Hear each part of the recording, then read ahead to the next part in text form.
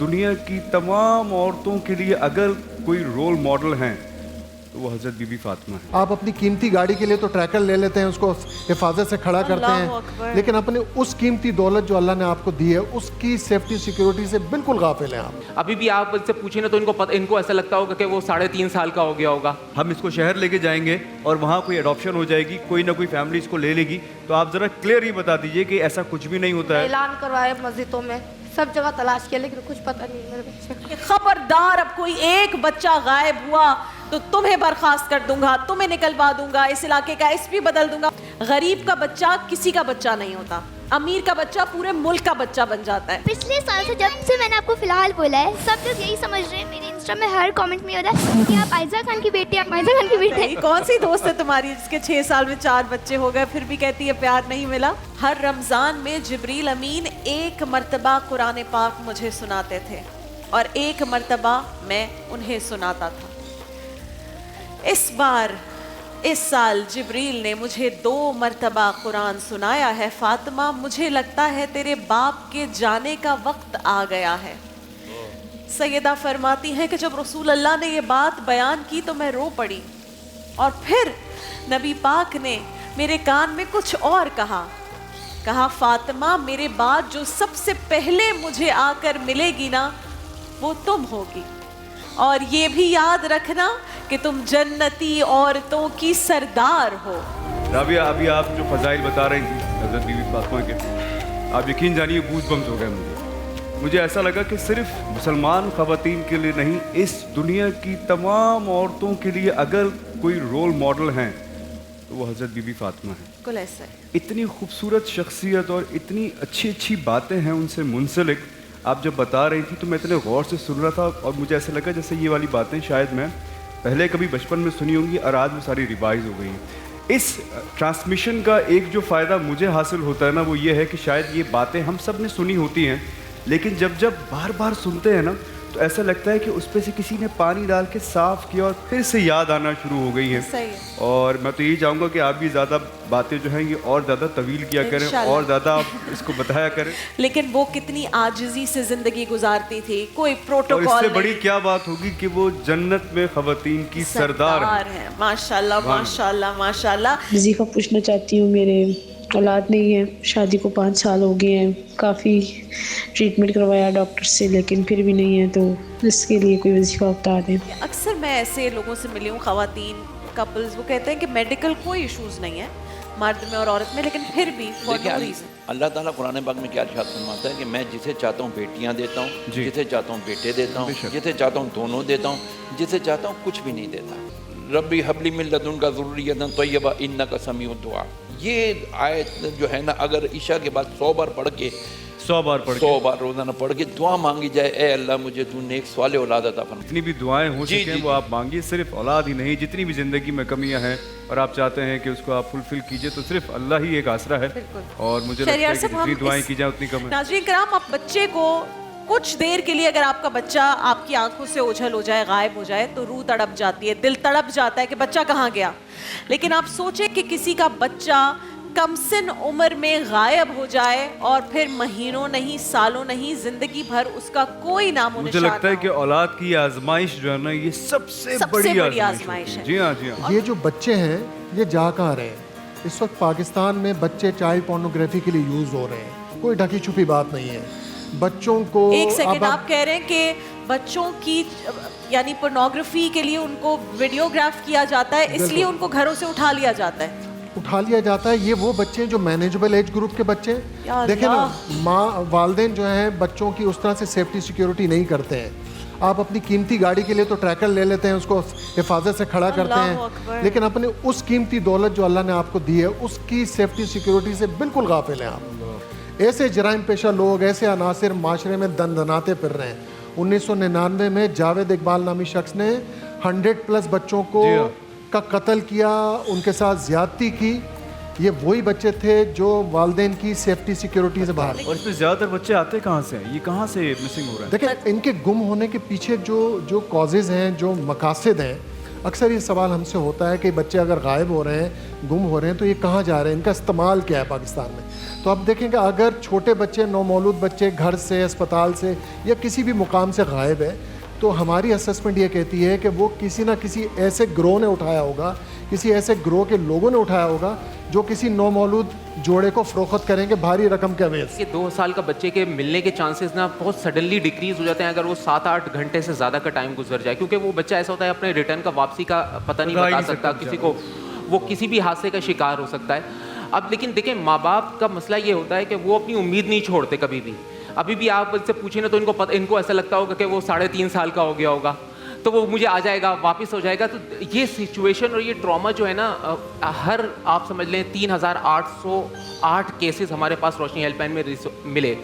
85% of the cases جو ہے نا وہ ریزالو بھی ہو گئے, بچے واپس آ گئے. یہ بھی ہو سکتا ہے کہ بہت سارے جو ہمارے رورل ایریاز ہیں جہاں بہت سارے غریب لوگ بستے ہیں, ان سے یہ کہہ کر کہ بھائی آپ کا بیٹا یہاں تو بچہ صحیح نہیں ہے, ہم اس کو شہر لے کے جائیں گے اور وہاں کوئی اڈاپشن ہو جائے گی, کوئی نہ کوئی فیملی اس کو لے لے گی. تو آپ ذرا کلیئر یہ بتا دیجئے کہ ایسا کچھ بھی نہیں ہوتا ہے.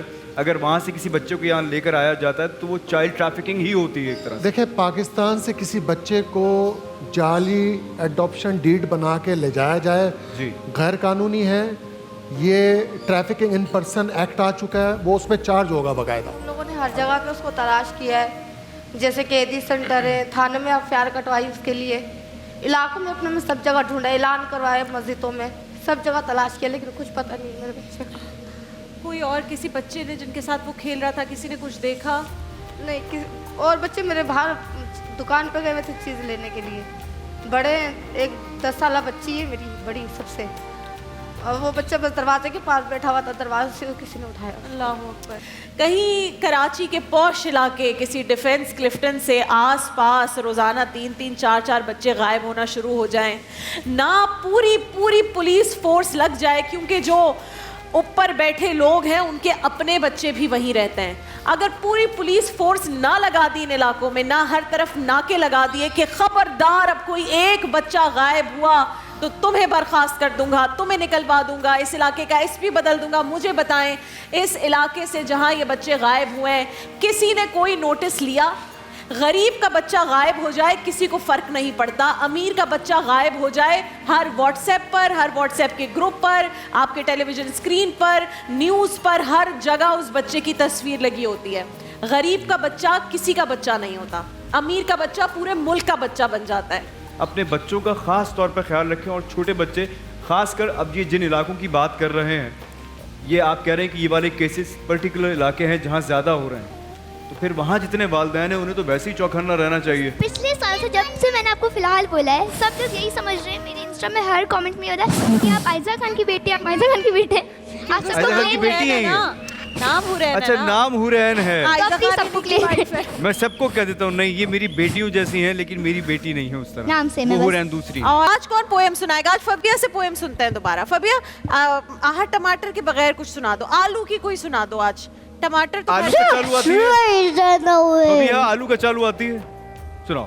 آلو کا چالو بیٹا کہاں گئے تھے, بینگن کی ٹوکری میں سو رہے تھے, بینگن نے لات ماری رو رہے تھے. بینگن کیسے لات مارے گا؟ ممی نے پیار کیا ہنس رہے تھے, مٹر سے کیڑا نکلا ڈر گئے تھے, کیڑے نے بہو کیا بھاگ رہے تھے.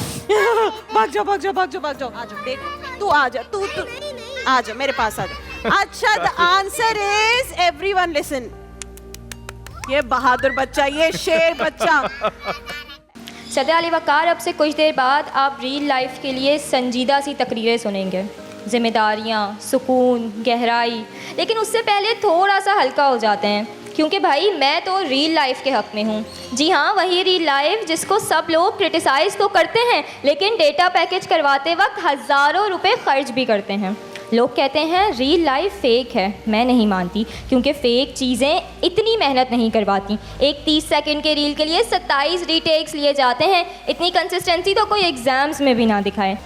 ریئل لائف سے مراد حقیقی زندگی, جبکہ ریل لائف سے مراد جھوٹ, دھوکہ اور منافقت. اس کا اندازہ آپ اس بات سے لگا رہے ہیں کہ ریئل لائف میں لاہور کی بندرگاہ پر قبضہ ہو گیا تھا, لیکن ریئل لائف میں 6 0। قرارداد کے پہلے حصے ریل لائف سے مراد وہ زندگی جو جھوٹی، بناوٹی اور سراسر دکھاوا ہے، اور ریئل لائف سے مراد وہ حقیقت ہے کہ جس کو تسلیم کرنے میں ہی آپ کی بھلائی ہے، کیونکہ آپ کے لیے نہ تو کوئی سالار سکندر آئے گا اور نہ کوئی جہان سکندر۔ تو میں اپنے دل کا خیال رکھتے ہوئے اس قرارداد میں ریئل لائف کی بھرپور حمایت کرتی ہوں۔ میری دوست کہتی ہے کہ لگتا ہے شادی کر کے پھنسی گئی ہوں، اب سوچتی ہوں کہ ان لمحات میں قبول ہے کی جگہ پر چپل کدھر ہے میری بول دیا ہوتا تو شاید بچ گئی ہوتی۔ شادی کو 6 سال ہو گئے میرے اور ماشاءاللہ سے 4 بچے ہیں میرے۔ سچا پیار وہ نہ مل سکا آج تک، تلاش اس کی جاری ہے جس طرح آپ کو اس کی وفا کی تلاش ہے۔ یہ کون سی دوست ہے تمہاری جس کے 6 سال میں 4 بچے ہو گئے پھر بھی کہتی ہے پیار نہیں ملا؟ اچھا جی، سب سے پہلا کوشچن ہے، اکثر و بیشتر نعتوں کی محفل میں دیکھا گیا ہے کہ لوگ نعت خواہوں پر پیسے نچھاور کرتے ہیں، تو یہ کیا طریقہ درست ہے؟ اور صرف میں نے یہ نعتوں کی محفل میں نہیں دیکھا ہے، یہ میں نے ابھی شادیوں وغیرہ کے اندر بھی بہت دیکھا، اور پچھلے 2 سال میں تو کافی زیادہ دیکھا ہے کہ لوگ جو ہیں وہ اسٹیج پہ آ کے پیسے نچھاور کرتے ہیں۔ یہ طریقہ ٹھیک ہے یا غلط ہے؟ پلیز۔ اگر نعت خان کے اوپر کوئی پیسے لوٹاتا ہے تو یہ تو وہ مقام ہے جہاں سانسوں کا شور بے ادبی ہے۔ جو دل سے پڑھ رہا ہو، دل کے کانوں سے سن رہا ہو، اس کے آنکھوں سے تو آنسوؤں کا سیلاب روا ہوگا، آنسوؤں کی بارش سے دل کی زمین سیراب ہوگی، وہ تو ایک خاص کیفیت میں ہوگا، اس کو ان چیزوں کی کیا پڑی ہوگی؟ تو کیمرے کی وجہ سے نعت پڑھنا اور پھر اس کے اوپر پیسوں کا لوٹانا، اور اس کی نیت بھی یہ ہے کہ لوگ مجھے پیسے دیں گے، اور جتنا زیادہ پیسہ دیا جاتا ہے اتنا زیادہ وہ سر لگا رہا ہوتا ہے۔ ہم کسی کے دل کے اندر جھانک کر نہیں دیکھ سکتے۔ انما الاعمال بالنیات، عمل کا دار و مدار نیت پر ہے، لیکن یہ فساق فجار کی محفلوں میں ہوتا ہے، گانے میں، میوزیکل کنسرٹ میں، تو نعت خوانی کے مقدس پیشے کو اس طرح کی فضولیات سے دور رکھا جائے۔ شریعت نے اس شخص کو یہ اختیار دیا تھا کہ وہ دوسری شادی کر سکتا تھا، اس کے پاس اس نے شرعی کام کیا جب تک کہ وہ پہلی زوجہ کا حق ادا کر رہا ہے، اس پر وہ گالم گلوچ نہیں کرتا، ڈومیسٹک وائلنس نہیں کرتا۔ امپورٹنٹ ڈسکشن، نیا رخ چھیڑ دیا ہے۔ اس خاطر ہے کہ وہ جو ایک شرعی حق ہے، اب وہ چاہتی ہے کہ نہیں اس نے کیسے کر لی، میں اسے خلا لے رہی ہوں۔ یہ جو اس نے کام کیا ہے، اس نے کوئی شیطانی کام نہیں کیا، اس نے کوئی غلط کام نہیں کیا، ایک الہی شرعی کام کیا ہے۔ ہاں البتہ یہ ہے کہ اس شوہر کو یہ ضرور خیال رکھنا چاہیے کہ وہ اپنی زوجہ کے جذبات کا خیال رکھے، اس کے دل کے مثلا جو بھی اس کی فیلنگس کا خیال رکھے، وہ سب یہ اخلاقی باتیں۔ لیکن ہاں قانون کی بات آ جائے، اس میں یہ قانون اب یہ رائٹ نہیں بنتا اس کا کہ اس بیس پر وہ کھلا لے لے۔ اگر کسی کے شوہر نے دوسری شادی کر لی ہے تو مہدوی صاحب کہہ رہے ہیں کہ وہ اس ریزن پہ کھلا نہیں لے سکتے، یعنی اگر باقی وہ حقوق پورے کر رہے ہیں۔ جی بالکل، اگر باقی کوئی شکایت نہیں، ہم اسی ڈسکشن سے کل انشاءاللہ سیگمنٹ کا آغاز کریں گے۔ بہت ساری بہنیں ہیں، مائیں ہیں جن کو کنفیوژن ہے، میں چاہتی ہوں اس ٹرانسمیشن کے تھرو کلیئر ہو۔ آپ چاروں کا بہت بہت شکریہ۔